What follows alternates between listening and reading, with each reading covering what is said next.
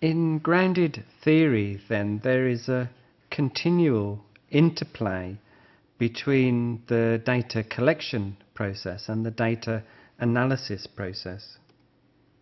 And what this reveals to us is that there are certain philosophical assumptions that we bring to the job of teaching. As reflective practitioner, our philosophical assumptions not only affect what we do, but from the grounded theory perspective, affect how we research our own practice. So our philosophical assumptions affect the research methods that we use. And consequently, the research methods that we're employing affect the collection of data, the strategies that we use to collect data, and also our approach to analysis of data. And moreover, once collection and analysis of data has occurred, the way we write about our learning, the way we record information, is affected by the research method. And so we can see that our philosophical assumptions are key in terms of developing grounded theory. In grounded theory, there are certain approaches that we can take. There are two key variants to grounded theory that we can find in the literature. The most prominent is the one coding paradigm, where we, as reflective practitioners, are coding things like context and conditions in terms of data. The interactions can be another coding category. The consequences of actions in the classroom can be another category.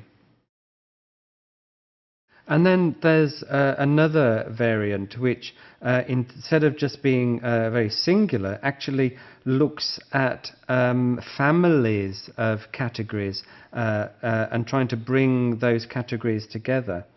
This is much richer for the reflective practitioner, but much, much more complicated.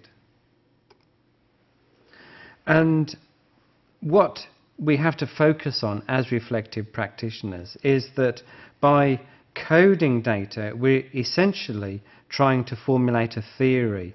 And that theory, that grounded theory, is what we're looking for to explain the experiences that we're having. And the process and the categories within this flow of research are what makes the grounded theory process and helps us develop grounded theory as reflective practitioners. And we can look at these diagrammatically.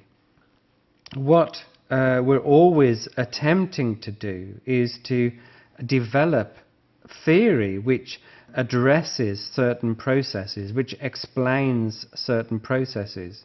And those processes contain the particular sequence of activities that we're engaged with.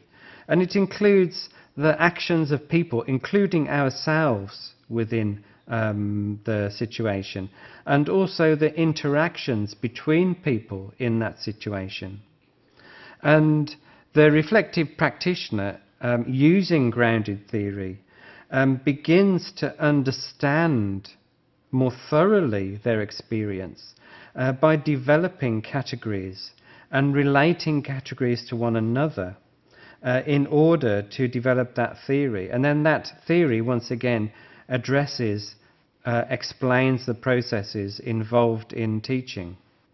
And so what we can see from grounded theory as a process for the reflective practitioner is that it is very much enabling